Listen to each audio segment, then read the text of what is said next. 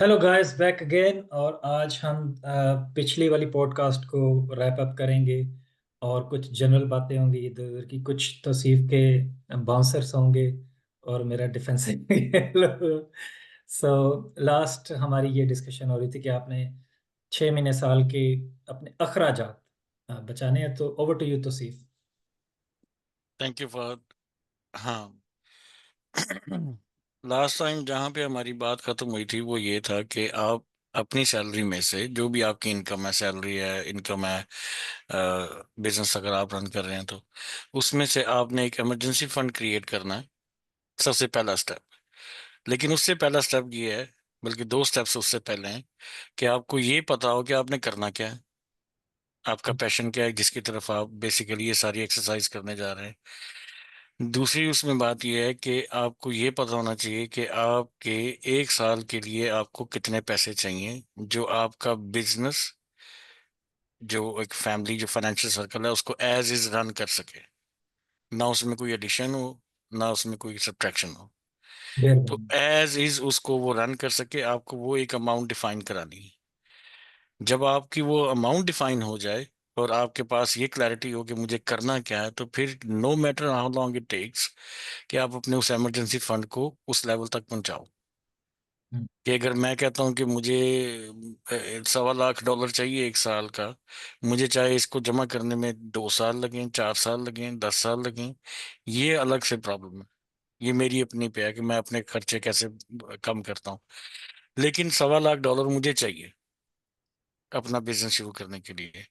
अब यहाँ तक हमारी बात हुई थी, इसके आगे हमारी बात नहीं हुई। तो ये 1.25 लाख जब आपने, या जो भी अपना इमरजेंसी फंड है, आपने क्रिएट कर लिया, आपने सेव कर लिए पैसे, अब क्या करना है? अब उन पैसों का क्या करना है और उसे कैसे इस्तेमाल में लेके आना है, या जिसे हम कह रहे हैं कि अपना रिस्क लो, वो कैसे रिस्क लिया जा सकता है? अब over to you Fahad. Yes. The context ये था कि बुक उससे भी पीछे जाते हैं। सबसे बड़ी वैल्यूएबल चीज इन किसी भी इंसान की जिंदगी में वो क्या थी? वो थी freedom to do what one wants to do. कि उस चीज की आजादी, कि जो बंदा करना चाहता है वो कर सके। ये सबसे बड़ी वैल्यूएबल चीज है, पैसे नहीं है। बाकी कोई सोना नहीं है, कोई आपके बैंक बैंक में पड़े कोई बड़ी गाड़ी या घर नहीं है। ये फ्रीडम सबसे ज्यादा वैल्यूएबल है। तारीख इंसानी बताती है कि आप जो करना चाहते हो वो करें। और जो वो आप करना चाहते हैं उसको करने के लिए और आपको कुछ पैसे चाहिए। आपने जिंदा भी रहना है, आपने खाना भी खाना है, आपने रेंट भी देना है, या मॉर्गेज की या घर की किस्त देनी है, ग्रोसरी लानी है, बिजली के बिल देने हैं, यूटिलिटी बिल्स देने हैं, बाकी जो भी है। तो उनमें से आपने बचाने हैं उतने पैसे। आपको ये भी फिगर आउट करना है, जैसे तौसीफ ने बताया कि आपको कितने पैसे चाहिए घर चलाने के लिए। और वो कैलकुलेशन आप करके रखें, और कितने अरसे के लिए चाहिए। आपको पता है आप क्या करना चाहते हैं। फॉर एग्जांपल, जैसे उस बंदे की जिम की बात थी, वो म्यूजिशियन था, तो उसको पता था कि वो क्या करना चाहता, वो म्यूजिक का काम करना चाहता था, वो पैशनेट था उसके बारे में। लेकिन वो बड़ी ही कम तनख्वाह पे एक जगह अगर 9 to 5 जॉब करता था, जो उसको हिलने भी नहीं देती थी, और बड़ी तंग हाथ में $1800 उसकी मंथली सैलरी थी। उसने फिगर आउट कर लिया था कि मुझे $1000 खर्चे के लिए चाहिए, रेंट शेंट सारा निकाल के। बाकी वो $800 बचा लेता था हर महीने। उसको 2 साल लगे $10,000 बचाने में, $12,000 बचाने में। और उसको पता चल गया कि मैं 1 साल के लिए मुझे कुछ नहीं होता। बाकी उसका एफर्ट था। उसने जाके लोकल क्लब से बात की और उसको म्यूजिक के कॉन्ट्रैक्ट्स मिले। इसी तरह सेम सेम फार्मूला आपने अप्लाई करना है कि आपने खुद अपनी फिगर आउट करनी है कि आपको साल के कितने फंड्स चाहिए। प्लस अगर आपने कोई पैसों से कारोबार करना है तो वो पैसे आपके पास अलग से होने चाहिए। और उसके अलावा अगर कोई एफर्ट है तो उसके अलावा आपको नहीं चाहिए पैसे। और इस मार्जिन को ज्यादा करने के लिए कि आप सेव कैसे कर सकते हैं, आप अपने मीन से नीचे रहें, ज्यादा खर्च ना करें, फ्लैम्बॉयंट ना हो, तो आप जरा जल्दी सेव कर लेंगे। तो और वो जो सेव करेंगे उसको फिर आपने यूज करना है। जब आप रिस्क लेंगे, या रिस्क लेंगे या जो करना चाहते हो वो करें, उसी फंड को आपने रेंट, यूटिलिटी बिल्स वगैरह के लिए इस्तेमाल में लाना है 1 साल के लिए। और कोशिश करें कि साल से पहले पहले आपका जिस काम के लिए रिस्क लिया था वो सीधा हो जाए। अच्छा, काम भी दो तरह के हैं ना फाहद। एक तो ये है कि आपने सर्विसेज देनी, यानी कि आप कंसल्टेंट बनना चाहते हैं। एक काम है ये कि आपने कोई प्रोडक्ट डेवलप करनी है, कोई मैन्युफैक्चरिंग करनी है, या कोई आईटी की कोई प्रोडक्ट बनानी है। अब इन चीज़ों के लिए चाहिए आपको इन्वेस्टमेंट। इमरजेंसी फंड आपने बनाया था कि मेरे जो फाइनेंशियल सर्कल है, जो अभी मेरे हालात हैं, कोई शादीशुदा फैमिली है, फैमिली वाला इंसान है, वो हालांकि उसके लिए रिस्क लेना मुश्किल हो जाता है, अगर वो ये डिसीजन लेता है तो उसको अपना, अब उसको प्रोडक्ट एक बनानी है, ठीक है, तो उस प्रोडक्ट को मैन्युफैक्चर करने के लिए या उसको बनाने के लिए उसको टाइम और पैसा दोनों चाहिए। तो क्या वो इस इमरजेंसी फंड से पैसे लेगा? नहीं, अगर तो उसको पैसे चाहिए तो इसके अलग से वो पैसे करे। अच्छा, वो ये पैसे खुद भी कर सकता है, खुद ऑर्गेनाइज कर ले। वो चाहे तो वो लोन भी ले सकता है, वो चाहे तो वो कोई पार्टनर भी ढूंढ सकता है, और वो चाहे तो वो स्टार्टअप्स, ये जो होते हैं, हर हर मुआशरे के अपने एक ना एक सर्कल होता है। तो पाकिस्तान में, पाकिस्तान की स्पेसिफिकली बात करें तो वो होती है मुदारबा और इशारका। तो वो बैंक भी ऑफर करते हैं, तो वेंचर कैपिटलिस्ट भी होते हैं। तो आपको मिल जाते हैं अगर आपको फंड्स चाहिए। इसके साथ साथ एक और बात जो इस किताब में बहुत अच्छी बताई है, वो मैं आपको आगे जाके बताता हूँ। मैं यहाँ यूरोप वेस्टर्न कंट्रीज की बात बताता हूँ। ला तादाद मेरे ऐसे कोलीग्स हैं, ला तादाद, हम्म। जिन्होंने जॉब छोड़ के अपना काम शुरू किया। बहुत से उनमें से कामयाब हुए और वो वापस कभी नहीं आए। कुछ उनमें से ऐसे भी थे जो वापस आए, जो उनका कारोबार नहीं चला, लेकिन चूंकि वो ऑलरेडी एक्सपीरियंस थे, वो इंडस्ट्री के थे, और उनके पास वो भी थी, फंड्स भी थे, तो ऐसा नहीं हुआ कि वो डूब गए। कभी आपने सुना कि एक बंदा था, उसने अपना काम शुरू किया और वो फेल हुआ और उसको दोबारा कभी किसी ने जॉब पे दोबारा भी नहीं रखा और वो मर गया, या फाइनेंशियल उसकी डेथ होगी? ऐसा ऐसा नहीं होता।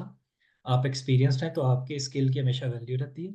और मैंने ऐसे भी देखे हैं जो फेल होने के बाद वापस आए, कुछ अरसे बाद फिर चले गए और वो फिर कामयाब हो गए। कुछ पहली ट्राई में होते हैं। ये आप लोगों ने फिगर आउट करना है। आप जितना सिंसियर और सीरियस एफर्ट करेंगे कि जो आप करना चाहते हो, उतनी जल्दी आपका वो पैशन पूरा हो जाए, और होता है, और नाकाम भी होता है, ऐसा नहीं है कि नहीं होता। सही है।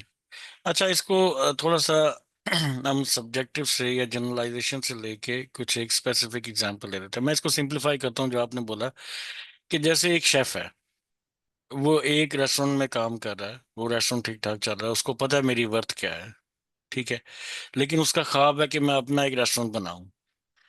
तो उसके लिए सबसे पहले उसको अब ये पता चल गया मुझे रेस्टोरेंट बनाना है, कितने पैसे चाहिए या कितने पैसे नहीं, पहले तो मुझे जो मेरा सर्कल चल रहा है मुझे उसको मेंटेन करना है, इमरजेंसी फंड बनाना है।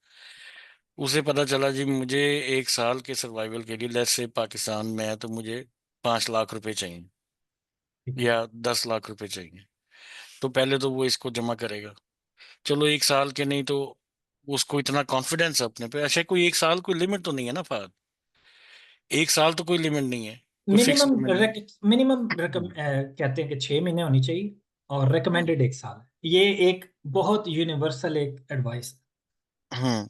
क्योंकि अब अच्छा देखो ना, जैसे रेस्टोरेंट वाला शेफ है तो उसको ये नजर आता है कि यार मैं अगर 6 महीने का भी मेरे पास फंड हो मेरे फाइनेंसिस के लिए, जो मेरा सर्कल सही चला सके, एज इज चला सके, तो चलो मैंने 6 लाख रुपए जमा कर लिए, ठीक है, लेकिन मुझे रेस्टोरेंट बनाने के लिए 20 लाख चाहिए, ठीक है, अब मैं ये कहाँ से लेके आऊँ? तो जो आपने बताया कि जी या तो आप पार्टनर ढूंढो, कि जो इन्वेस्टर हो, जिसको आपकी स्किल के ऊपर ट्रस्ट है कि ठीक है इन्वेस्टमेंट मेरी है, मेहनत तुम्हारी है, प्रॉफिट 50-50 है, ठीक है, एक ये है। या आप लोन लो बैंक से या जहां से भी, तो आप वो कर सकते हो। तो ये क्लैरिटी हमें आ गई कि emergency fund is not necessarily for your risk, लेकिन ये बेसिकली जो उसका पर्पस है वो ये है कि आपके जो फाइनेंशियल सर्कल आपका जो चल रहा है इस वक्त, वो एज इज चले। या ज़ाहिर है भूखे तो नहीं रह सकते ना, जो जिंदगी की जो जरूरियात हैं वो तो पूरी होंगी। यहाँ तक हम आगे क्लियर हो गई हर चीज। अब आपके पास फंड है, बिजनेस आपने शुरू कर दिया, ठीक है, जो भी आपने करना था आपने वो शुरू कर दिया है। और अब जैसे आपने कहा कि कामयाबी के चांसेस 50-50 हैं, हो भी सकता है नहीं भी हो सकता। नाकामी की सूरत में अक्सर लोग जो है वो डिप्रेशन का शिकार हो जाते हैं।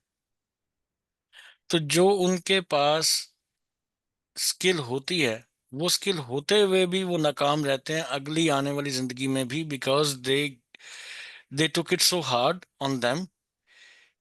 ठीक है, यानी कि वो क्या पंजाबी में कहते हैं कि जेड़े जोगे होंगे ने वो तो जोगे भी नहीं रहते। तो उस सूरत में इस बुक में क्या कोई ऐसी गाइडलाइन है कि बिजनेस अगर फेल हो भी जाए तो it's not end of your life, it's not end of your world?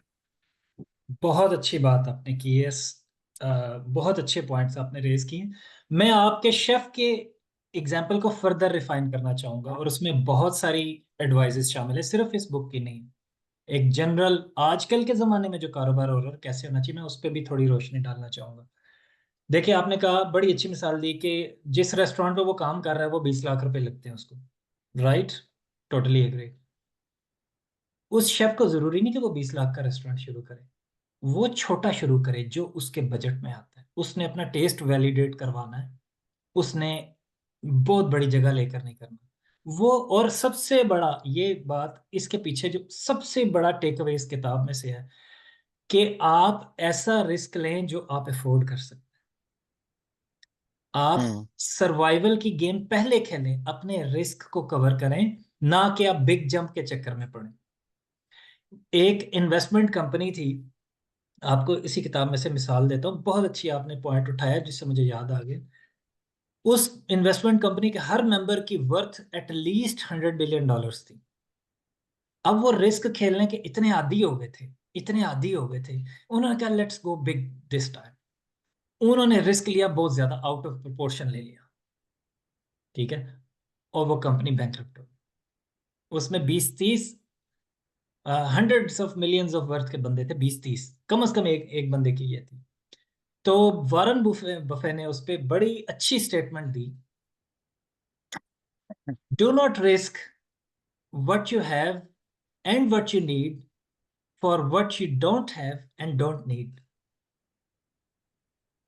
To hmm. risk what you have and need for something you don't have and don't need, कि आपने इतना रिस्क ले लिया जिसकी आपको जरूरत नहीं थी, और ना आपके पास है, और जो आपके पास था और जरूरत थी आपने वो भी गवा दिया। तो आप अपने रिस्क को मिनिमाइज करें, उतना रिस्क लें। फॉर एग्जांपल, अगर आपके पास $20,000 हैं, तो आप 4-5 हजार, $6,000, $8,000 रिस्क लें कि अगर वो चला भी जाता है तो ये ना हो कि आपकी नैया डुबो जाए। नो, आपके पास स्टिल सेफ्टी, एक मार्जिन ऑफ सेफ्टी है। तो हमेशा मार्जिन ऑफ सेफ्टी पहले रखें, फिर रिस्क लें। अच्छा, दूसरी बात, उस शेफ को जरूरी नहीं 20 लाख से शुरू करे, वो 2 लाख से भी शुरू करे, वो ढाबे से शुरू कर सकता है। रेस्टोरेंट ऊंची दुकान से नहीं चलते, बट फॉर श्योर वो छोटी मीठे पकवान से चल जाते हैं। तो आजकल के स्टार्टअप का ये सबसे ज्यादा कि एमवीपी बनाई, ये वही बात है कि आप मिनिमम वायबल प्रोडक्ट बनाएं। आप अपने ही फंड से वो कर सकते हैं। अगर आप शबाब में जाना चाह रहे हैं तो मैं रिकमेंड, या वो किताब या कोई भी आपको रिकमेंड नहीं करेगा कि आप शुरू में इतने पैसे लगा दें, बिल्कुल नहीं। आप उतना लगाएं कि अगर वो चला जाए तो आपको कोई फर्क ना पड़े। और सबसे पहले आप अपने, ये हिस्ट्री बताती है फाइनेंस की, हजारों लाखों है कि हमेशा आपकी टेल आपको फायदा देती है। अमेजॉन, जेफ बीजोस की एक मिसाल देखिए, उनका फायर फोन उन्होंने प्रोडक्ट लॉन्च की थी, मेगा लॉन्च उन्होंने किया था, पूरी दुनिया उस पर देख रही थी, बुरी तरह नाकाम हुआ, डेमो में भी नहीं चला वो। तो फिर उसने बाहर आके जब इंटरव्यू दिया, सब लोग एक्सपेक्ट कर रहे थे कि वो माफी मांगेगा। उसने कहा नहीं, अगर किसी को ये लग रहा है, हमारे इन्वेस्टर्स को या पब्लिक को, कि ये हमारा पहला फेलियर और बड़ा फेलियर है, इससे 20,000 गुना बड़े ज्यादा फेलियर के लिए आप तैयार हैं, क्योंकि हम एक्सपेरिमेंट कर रहे हैं, हम रिस्क ले रहे हैं। इसी तरह नेटफ्लिक्स के सीईओ रीड हेस्टिंग्स ने बहुत से शोज कैंसिल कर दिए। वो कहते हैं नहीं, हमारा हर शो हिट पे हिट जा रहा है, इसका ये मतलब है कि हम रिस्क नहीं ले रहे, हम एक्सपेरिमेंटेशन नहीं कर रहे। तो हमारी फेलियर रेशो ज्यादा होनी चाहिए ताकि हम ज्यादा रिस्क लें, ज्यादा सीखें और ज्यादा बेहतर तैयारी के साथ आए। तो इसी तरह ही आप भी उतना रिस्क लें कि अगर वो चला जाता है तो चला जाए। अमेजोन के लातादार प्रोजेक्ट फेल हुए हैं, लेकिन जो AWS है, वो उनका टेल प्रोजेक्ट था जो जिसपे उन्होंने कभी इतनी तवज्जो नहीं दी, वो हिट हो गए। वो hundreds of billions of dollar उनको दे रहे हैं। तो they are fine, but they are taking risk. अच्छा, दूसरी बात, लीन मेथडोलॉजी बिजनेस की टर्म है। आप ये करें कि बजाय कि आप 2 साल कुछ पकाते रहे घर में और फिर लॉन्च करके नाकाम हो जाए, ये पुराना तरीका है, करोड़ों रुपए लगा के आप नाकाम हो जाए। अब थोड़ा लगाएं, साथ साथ उसको वैलिडेट करें। फीडबैक लूप आपका फ्रीक्वेंट होना चाहिए। छोटी सी प्रोडक्ट बनाए, फौरन यूजर को दिखाएं, ये चाहिए नहीं चाहिए। कोई पेस्ट्री बनाई, कोई चॉकलेट बनाई, कोई केक बनाया, वो खिला के चेक, हाँ ठीक है नहीं है, बजाय कि आप पहले बेकरी खोल लें और फिर टेस्ट करवाएं। पहले टेस्ट करवा लें फिर बेकरी खोलें। ये, लेकिन आपने बहुत अच्छा सवाल उठाया। अच्छा, इसमें एक माइंडसेट है जो खास तौर पे शायद हमारे सब कॉन्टिनेंट के लोगों का है, कि ये जो आपने बात की ना कि थोड़े से शुरू कर लो, थोड़े से शुरू नहीं करना चाहते। बिल्कुल एग्री। अगर आप उनसे बात करें तो वो पता क्या कहेंगे, यार एक वड्डी जी दुकान हो, वड्डा जा स्टोर होवे, वो छोटी बात तो करेंगे ही नहीं, वो वड्डी गल उन्होंने, वड्डी जी गड्डी होवे, ठीक है, वड्डा जा कार होवे। ये नहीं कि बहुत से लोग, मैं बहुत से लोग जानता हूँ कि भाई चलो इररिस्पेक्टिव के किसी को अपना घर बनाना चाहिए नहीं बनाना चाहिए, हमारा इसके ऊपर आर्गुमेंट रहता है हमेशा, ठीक है। It's it's a separate discussion कि यार मुझे घर बनाना है अपना। मैं भी इसी सोच का शिकार था एक जमाने में कि मुझे अपना घर बनाना है जी, अच्छा जी, यार 10 मरले तो घट तो नहीं बनाना चाहिए था, फिर नहीं मजा, क्योंकि वो सोशल, वो चाहिए, जैसे वो सोशल क्या, वैलिडेशन, आपको वैलिडेशन चाहिए, स्टेटस। ठीक है। यार नहीं, 10 मरले तो काटनी, अच्छा 10 मरले के चक्कर में टाइम कितना मैंने जाया किया, ठीक है। वेर एज अगर जो स्मार्ट सोच है, जो मैं समझता हूँ कि जो हमारे यहाँ अब शायद थोड़ी थोड़ी प्रिवेल कर रही हो, कि यार छोटा शुरू कर लो। अगर मैं यही 20 साल पहले सोचता कि यार मेरा 3 मरले का प्लाट है, मैं लाके रख सकता हूँ, ठीक है, 3 मरले का घर तो ले सकता हूँ, अफोर्ड कर सकता हूँ, ले सकता हूँ, बना सकता हूँ। 3 मरले में एडजस्ट करो तो जो आपकी जो एक्स्ट्रा एक्सपेंसेस हैं वो आप बचा लेते हैं। बहुत से लोग ऐसे हैं जो जाहिर है, अब ये चीज बहुत ज्यादा प्रिवेल कर रही है क्योंकि इन्फ्लेशन बहुत ज्यादा है, तो लोगों को इस तरफ ध्यान जा रहा है कि यार कोई मसला नहीं है, कम से कम अपने वो एक्सपेंसेस को कट डाउन करें जो हम अपने लिए नहीं कर रहे। जैसे यहाँ पे है कि फॉरेन में क्या होता है कि आप मॉर्गेज पे घर लेते हैं, क्यों लेते हैं? उसके दो फायदे हैं जो मुझे नजर आते हैं। खैर ये भी एक अलग से डिबेट है कि घर लेना ही नहीं चाहिए यहाँ पे भी, कि भाई जो किराया हम किसी की मॉर्गेज पे कर रहे हैं, बेसिकली किराएदार रेंट पे रहोगे तो आप क्या करोगे, आप जो रेंट दोगे वो बेसिकली अगले की मॉर्गेज पे कर रहे हो। At the end of day आपको क्या मिल रहा है? नथिंग, सिवाय एक कि आपको एक छत मिली है।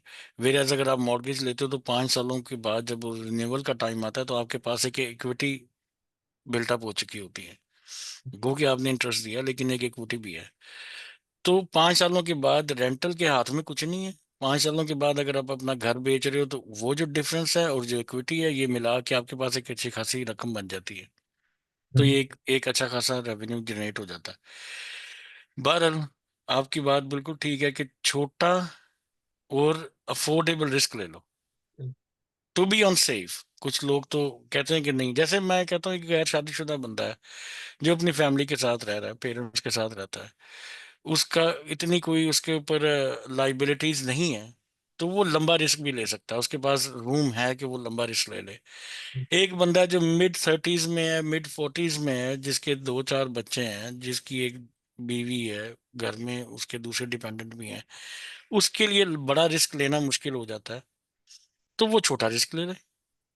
लेकिन जब वो एक रिस्क ले लेगा तो उसको एक डायरेक्शन आ जाएगी कि हाँ ये काम जैसे आपने उसकी मिसाल दी कि उसने फेलियर के बावजूद रिस्क लेना छोड़ा नहीं। चूंटी जब दीवार चढ़ रही थी या मकड़ी जब दीवार चढ़ रही थी तो गिरती थी ना, तो उसने दीवार चढ़ना तो नहीं छोड़ दिया, उसने कोशिश जारी रखी। तो कोशिश जारी रखी। एक और बड़ी कॉमन सी हमारे माइंडसेट है पाकिस्तान में, जिनसे मेरी इंटरेक्शन हुई है, कि जब इमिग्रेशन के हवाले से मैं बात करूं, जब इमिग्रेशन की बारी आती है तो हम सोचते हैं यार नहीं मेरे को है नहीं होना, नहीं यार मैं इंग्लिश का टेस्ट नहीं कर सकता, नहीं मैं ये नहीं कर सकता, पैसे बड़े लगते हैं। अगर बंदा ठंडे दिमाग से सोचे कि यार जैसे वही फेलियर वाली बात है, क्या चला जाएगा हमारा, इमिग्रेशन अप्लाई करेंगे, मैं कनेडियन इमिग्रेशन की बात करता हूँ, कनेडियन इमिग्रेशन अप्लाई करो कि टोटल इन्वेस्टमेंट क्या है आपकी, 2-2.5 लाख। हम्म। आज के दौर में एक प्रोफेशनल की 2-2.5 लाख अगर इन्वेस्टमेंट के बाद अगर उसकी जिंदगी में एक बड़ा चेंज आ जाता है, हम्म। वो वर्थ करता है। और 2-2.5 लाख अगर लूज भी हो गया, अब वो तो इसमें फी तो रिफंडेबल है। हम्म। पैसे आपने आइस किया है, अटेस्टेशन करवाई है, डॉक्यूमेंट्स प्रिपेयर करवाए हैं, ज्यादा से ज्यादा 60-70 हज़ार रुपए का खर्चा जो नॉन रिफंडेबल है, ये लाख रुपए का। तो कहने का मकसद ये है कि ये सोच के पीछे हट जाते हैं कि नहीं जी यार, 2-2.5 लाख की तो कोई वक्त नहीं है आजकल। तो आपका जब आप देख लेते हो कि यार मेरा मैक्सिमम लॉस क्या है, 2 लाख, मैं इससे 2 लाख से मर जाऊंगा, मेरे बहुत फाइनेंशियल क्रंच आ जाएगा मुझे। तो अगर तो ये फीलिंग होती है तो बेशक ना करो, लेकिन अगर ये समझता है बंदा कि नहीं यार ये तो कुछ भी नहीं, मुझे कोई फर्क नहीं पड़ेगा। वल्लाह मैंने यही सोच के किया था, मेरे पास नहीं थे इतने पैसे। मैंने सोचा ज्यादा से ज्यादा, मेरा उसको 70 हज़ार लग रहा था, मैंने कहा मेरा 70 हज़ार डूब जाएगा ना, कुछ नहीं होगा, कम से कम मैं ये अपने आप को नहीं कहूंगा कि यार मैंने ट्राई नहीं की। बिल्कुल। आपकी बात से मैं मुत्तफिक हूँ। ओवरऑल सारी बातें ठीक है, लेकिन दो चीजें जब आप माइंडसेट के लिए जरूरी है बतानी, कि जब आप नौकरी छोड़कर आते हैं, नौकरी वाला माइंडसेट और होता है, और जब आप कारोबार करते हैं तो उसका माइंडसेट और होता है। वो ये होता है कि जब आप कारोबार करने लगे हैं, सर्विस या कोई भी प्रोडक्ट बना रहे हैं, कुछ भी कर रहे हैं, कोलैबोरेशन कर रहे हैं, आपको दो चीजों की आदत पड़ जानी चाहिए। आपको अ, गैर यकीनी सूरत हाल और अनकंफर्टेबल रहने की आदत होनी चाहिए। अनसर्टेनिटी और अनकंफर्टेबिलिटी की आपको आदत होनी चाहिए।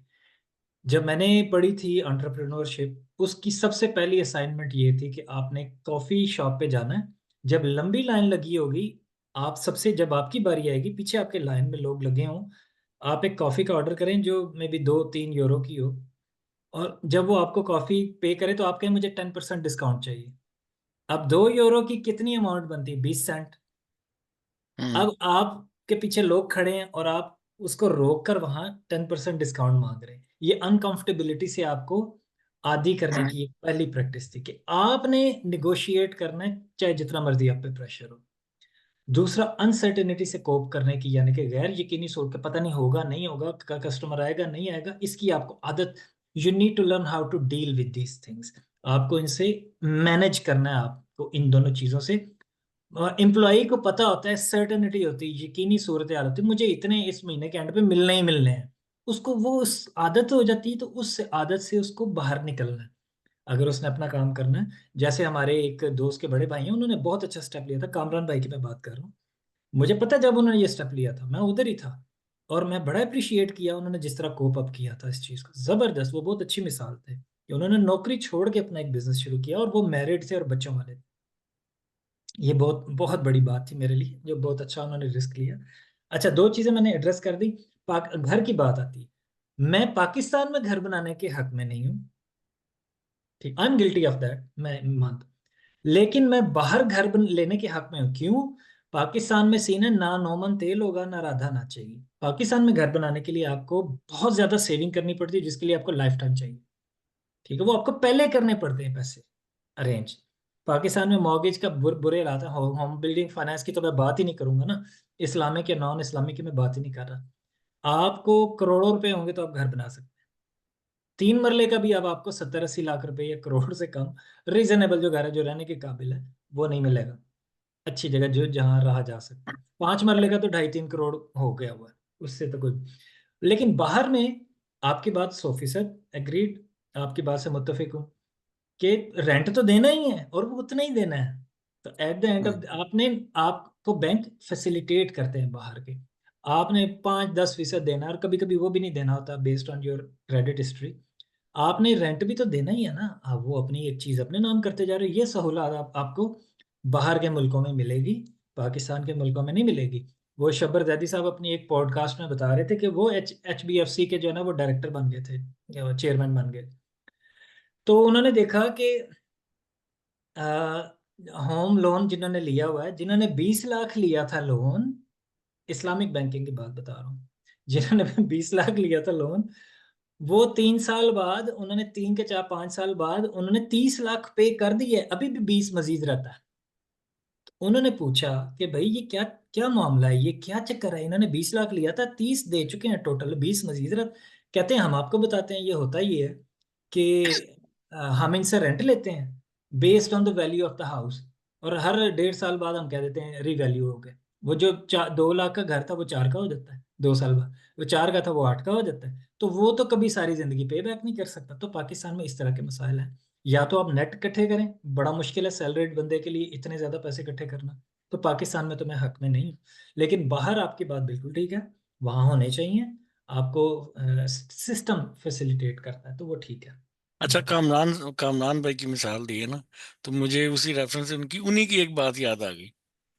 उसकी एक और मिसाल है, कामरान भाई, ये कुछ ज्यादा पुरानी बात नहीं, 4-5 साल पुरानी बात है। तो वो उनको एक जगह खरीदनी थी, घर के लिए उनको प्लॉट खरीदना था। तो काफी रिसर्च कर रहे थे वो, ये वो। तो उन्होंने अपनी बात बता रहे, खुद ही कहते यार कि मैं ना, ये एक मुझे प्लॉट एक सोसाइटी में पसंद आ गया। तो उसकी कीमत थी 50 लाख। ठीक है, मेरे पास उस वक्त थे 40 लाख। तो हमारी डील उस 50 लाख पे नहीं बनी, तो मैंने कहा जरा थोड़ा टाइम ले लो, मैं 50 लाख जमा कर लेता हूँ। उन्होंने 50 लाख जमा किए। वो प्लॉट जो 50 का था वो 60 का हो गया। कहते फिर मैंने थोड़े एफर्ट करके 60 लाख अरेंज किया, तो वो 65-70 का हो गया। तो वो आगे आगे, ये पीछे पीछे। तो कहते मैंने कहा यार, गोली मारो, जो जो पैसों में जो मिल रहा है वो ले लो। ठीक है।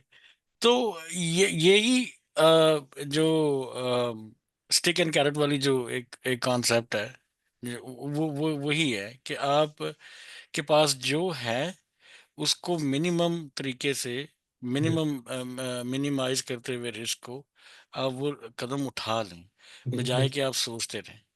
बिल्कुल। और आप लॉन्ग टर्म गेम खेलें, आप शॉर्ट टर्म गेम ना खेलें। जो बड़ी कामयाब तरीन हेज फंड कंपनी है उसके सीईओ से पूछा गया कि आप क्या मैजिकल काम करते हैं। कहते हम हर साल ये समझते हैं, पूरी टीम को मैं बुला के कहता हूँ we might not survive this year. कहते हैं और हम हम्म। एफर्ट उस माइंडसेट के साथ जो एफर्ट लगाते हैं वो जेन्युइन एफर्ट, अगर हम ऊपर ही रहते हैं, हम लॉन्ग टर्म गेम खेलते हैं, हम सारे रिस्क अपने कवर करते हैं और उतना रिस्क लेते हैं जितना हम अफोर्ड कर सकते हैं। हम सर्वाइवल को प्रेफर करते हैं ह्यूज रिटर्न्स पे। ह्यूज रिटर्न के साथ ह्यूज रिस्क भी एसोसिएटेड होता है, that can wipe you out. आपने उतना रिस्क लेना है जो आपको वाइप आउट ना करे, आपको जड़ से उखाड़ के ना फेंक। आप गेम में रहें। आपने सबसे पहले ये इंश्योर करना है कि you are in it for the long haul. आपने लंबा खेलना है। और जितने भी कामयाब फाइनेंशियल गुरु हैं, अच्छा, वॉरेन बफे इन्वेस्टर है, बिजनेस पर्सन नहीं है। लोग उसको बिजनेस के तौर पे जानते हैं, नो, ऐसा नहीं है। अब आपको मैं मिसाल देता हूँ कि एक और बड़ी और मजे की बात, मोस्टली लोग जो, मुझे यकीन है कि वो पूरा एफर्ट सिंसेयर करेंगे, और पाकिस्तानी नौजवानों को मैं जो आईटी में देख रहा हूँ वो बड़े कामयाब जा रहे हैं, बड़े अच्छे पैसे कमा रहे हैं। एक एक और हेज फंड वालों की मीटिंग हो रही थी बहुत बड़े विला पे ना, सारे अमीर लोग आए हुए थे। तो एक बंदा था, उसकी वर्थ थी को 100 मिलियन या 200 मिलियन थी या $250 मिलियन थी। वो आपस में बातें कर रहे थे, तो वो एक ने दूसरे को कहा, ओए जितना तेरी नेटवर्थ है ना, इतना इसका क्वार्टर रेवेन्यू है क्वार्टरली, और ये उसको डबल ट्रिपल करने के चक्कर में पड़ा हुआ है। उसने कहा हाँ मैं मानता हूँ, तुम सही कह रहे हो, इसकी क्वार्टर इनकम मेरी टोटल नेटवर्थ से ज्यादा होगी, लेकिन मेरे पास एक ऐसी चीज है जो इसके पास कभी भी नहीं होगी। उन्होंने कहा हम्म। वो क्या? कहता इनफ। कहता मेरे लिए ये इनफ है, इसको हम्म। कभी भी ये इनफ नहीं मिलेगा कि यार ये काफी है। कहता ये इस रेस में पड़ गई। इस पे आपको मैं एक इंडियन बंदे की मिसाल देता हूँ, राज गुप्ता, बड़ा मशहूर नाम है। और वो इंडिया के बड़े ही गरीब इलाके में एक यतीम के तौर पे पैदा हुआ। बड़े मुश्किल हालात थे, बड़े स्लम्स में कह लें आप रहता था। स्लम्स तो नहीं, लेकिन बड़े गरीब घर में रहता था। उसने एक दिन डिटर्मिनेशन लेके, यार मैंने मेहनत करनी है, मैंने आगे बढ़ना। उसने बड़ी मेहनत की और वाकई आगे गया। और वो इतना आगे गया कि वो बड़ी बड़ी ऑर्गेनाइजेशंस, बिल गेट्स के साथ चैरिटी में, वो हमारे पास टाइम थोड़ा रह गया मगर still we can continue, Goldman सैक्स के इन्वेस्टर बोर्ड में वो आ गया, एडवाइजरी बोर्ड में आ गया, गोल्डमैन सैक्स।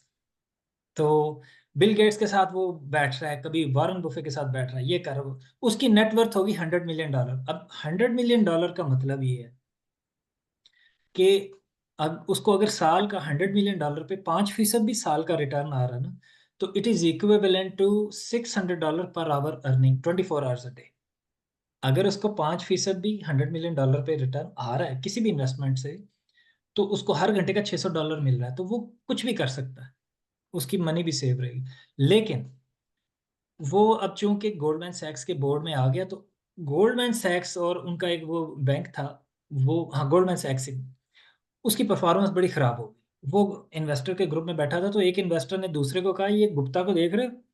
उसने कहा हाँ। कहता है वो पहली दफा ऐसे एडवाइजरी बोर्ड में बैठा जिन इन्वेस्टर की एवरेज वर्थ $बिलियंस थी। उसने कहा तुम देख रहे हो गुप्ता को? उसने कहा हाँ। कहता है ये ऐसा बंदा लग रहा है जो इस कमरे में होना चाहता है, means he is too desperate. तो उसने कहा हाँ बिल्कुल लग रहा है कि ये, he is very happy by just sitting in here, just by being here, कि वो यहाँ पर बैठे रहने से। खैर, कटिंग टू द चेज, तो वो बैंक नीचे जा रहा था, उसका स्टॉक्स प्लमेट कर रहा था, नीचे जा रहा था। वॉरेन बुफे, अच्छा वो कॉल हो रही है, वो कॉल एडवाइजरी कॉल थी बोर्ड ऑफ डायरेक्टर्स की, उस पे वॉरेन बुफे की कॉल आती है। कहता है आप परेशानी ना ले, मैं $5 बिलियन के आपके स्टॉक खरीद लेता हूँ। तो मैं खरीदूंगा तो कॉन्फिडेंस एक काम बंदे का बढ़ेगा और मार्केट का भी, तो वो आपका बैंक जो है वो बच जाएगा स्टॉक्स। अब ये बात पब्लिक नहीं हुई थी, अभी अभी ये एडवाइजरी बोर्ड तक थी, and he was part of that. Gupta अपने घर से कॉल पे था। उसने कॉल बंद की, फौरन उसने अपने दोस्त रजत राजा रत्नम को कॉल की, जो कि ट्रेडर था स्टॉक एक्सचेंज। उसने कहा भाई खरीद ले, जितने खरीद सकता है ना तू खरीद ले। उसने जनाब पता नहीं कितने मिलियन शेयर उठा लिए गोल्डमैन सैक्स के, जब वो बिल्कुल नीचे थे। 5 मिनट बाद के 10 मिनट बाद वो जब न्यूज पब्लिक होती है कि वॉरेन बुफे ने गोल्डमैन सैक्स के 5 बिलियन वर्थ के वो ले लिए हैं, उसका स्टॉक ऊपर चला गया। सिर्फ 8 या 10 घंटे में $17 मिलियन राजा रत्नम और गुप्ता ने कमा लिए। अब वो कॉल रिकॉर्ड तो नहीं हुई थी, लेकिन वो इनसाइडर ट्रेडिंग में जब इन्वेस्टिगेशन हुई, वो पकड़े गए। सिर्फ राजा रत्नम जो ट्रेडर था जिसको उसने कॉल की थी, उसने $1 मिलियन 8-10 घंटे में कमाया। This was a huge money. तो इनसाइडर ट्रेडिंग से वो पकड़ा गया, और उसकी सारी रेप्यूट जो उसने सारी उम्र कमाई। अब तो $100 मिलियन कमा के बैठा हुआ है। $600 पर आवर तुझे मिल रहे हैं बगैर कुछ किए, 24 घंटे लगे जा रहे हैं, आई जा रहे हैं। क्या, किस लिए चाहिए तुझे इतने पैसे? लेकिन वो इनफ वाली जो चीज़ है ना, वो नहीं थी। तो एक सर्टेन लेवल के बाद आपका बैंक की नंबर ही चेंज हो रहे थे, आपकी लाइफ पे कोई ज्यादा इम्पैक्ट आ नहीं सकता। तो ये कि लॉन्ग गेम खेलें, इनफ रखें, रिस्क लें, कैलकुलेटेड रिस्क लें। और बाहर हैं तो मॉर्गेज 4-4 घर लें बेशक, इफ यू कैन मैनेज, आप जरूर लें। और बाहर रहकर आप अपनी इनकम भी बढ़ा सकते हैं, अपने स्किल को अच्छा करें। ना सिर्फ बिलो द मीन्स ही ना रहें, और उसी को काफी ना समझे। कोशिश करें कि आप ज्यादा अर्न भी करें और रहें भी वैसे, फिर आपका वो बढ़ जाएगा। नहीं नहीं, वो वही बात है ना कि अगर आपकी इनकम कम है और खर्चे ज्यादा हैं तो नॉर्मली इंसान सोचता है कि यार मैं खर्चे कम करूं, इनकम के मुताबिक करूं। लेकिन उसका दूसरे साइड ऑफ पिक्चर ये है कि अपनी इनकम बढ़ा दो, क्योंकि खर्चों का भी एक लेवल है ना कि अगर आपके बच्चे स्कूलों में पढ़ रहे हैं तो स्कूलों की फी देनी है ना, उनको बिल्कुल। निकाल तो नहीं सकते।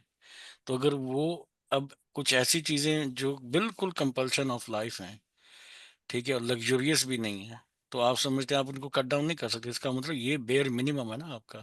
बिल्कुल। तो जब वो बेयर मिनिमम है तो फिर अगर उससे भी कम आपकी इनकम है तो फिर अपनी इनकम बढ़ाओ, फिर खर्चे कम नहीं होंगे, क्योंकि खर्चे तो लेकिन रिपीट होते। उसकी बिल्कुल सही कह रहे हैं। इसकी flip side of the coin ये है कि जब आप अपनी इनकम बढ़ाते हैं तो एक नेचुरल अर्ज आती है कि हाँ अब मैं गाड़ी भी बेहतर कर सकता हूँ, मैं नहीं, यूटिलिटी से लग्जरी पे चला जाता वो टेम्पटेशन आपको रोकनी है ना, वही तो हम इस हूँ। पे डिस्कस कर रहे हैं ना कि अपने आप को नीचे रखो जब तक आप अपने उस मोड में हो, बिल्कुल। जब उस ट्रांजिशन मोड में हो। तो बहरहाल अभी मेरा ख्याल है ये हमारी डिस्कशन काफी हद तक कवर अप कर लिया है हमने। आगे हर बंदे की अपनी चॉइस है कि वो किस तरह इसको लेके चलना चाहता आप है। जरा हमारे समराइज कर दें शुरू से एंड तक। समराइज तो दो फिक्रों में मैं यही करूंगा कि भैया अगर आपको कुछ पैशनेट किसी चीज की तरफ आप पैशनेट हैं, कोई काम, कोई बिजनेस, कोई जॉब, ना जॉब जॉब से तो हम कोई ऐसा काम करने के लिए जिसको आपको लगता है कि I want see my self 10 साल बाद मुझे यहाँ देखना है। तो उसके लिए सबसे पहले आप काम ये करें कि अपना जो है, आप जब काम डिफाइन कर लें तो अपना खर्चा भी डिफाइन कर लें कि 1 साल 6 माह, कम से कम 6 माह के लिए आपको कितने पैसे चाहिए कि आपका जो घर का सिलसिला है, जो फाइनेंशियल सर्कल है, एज इज चलता रहे। उसमें आप काम करें या ना करें, तो फिर आप अपने काम को स्विच करें। जब आपके पास वो अरेंज हो जाए तो अपने आप को स्विच करें और अपने आप को उस रिस्क मोड में डालें, उस ट्रांजिशन मोड में डालें, जहाँ पे आप अपने पैशन को फॉलो कर रहे हैं। अपने आप को 1 साल 6 माह 1 साल दें। जब आप एफर्ट करेंगे तो आपका रिटर्न आएगा ही आएगा। उसमें ऐसा नहीं हो सकता कि एक बंदे ने एफर्ट की हो और उसको रिटर्न ना मिले, और अगर रिटर्न नहीं भी मिलता तो कुछ सीखने को मिल जाएगा। वो ऐसा सबक होगा जो सारी जिंदगी आप याद रखेंगे और उससे उससे आगे लेके चलेंगे। बिल्कुल। और इंसान वही है जो एक ही गलती को बार बार रिपीट नहीं करता। अगर उसने एक गलती की है, उससे कुछ सीखा है, तो वो अगली अगली दफा कोई डिफरेंट गलती करेगा जिससे वो सीखेगा। ये हमें स्पोर्ट्स, कोई भी स्पोर्ट्स आप खेलें तो आपको यही सिखाता है कि फेलियर जो है ना, वो आपको सिखाता है कि आपने जीतने का मजा क्या होगा। फेल अर्ली फेल फास्ट, ये अमेजोन और बड़ी बड़ी कंपनियों का मैनिफेस्टो भी है कि आप सीखें और जितनी जल्दी आप नाकाम होंगे आप उतना रियलिटी में आएंगे। आपने अगर कोई चीज़ बेचनी है, तो कोई खाने की चीज़ है कोई, तो वो लोगों को टेस्ट करवा के फीडबैक लें, घबराएं मत कि आपको नेगेटिव बातें सुनने को मिलेंगी, वो मिलेंगी। वो अच्छे से अच्छे दुकान वाले को भी मिलती हैं।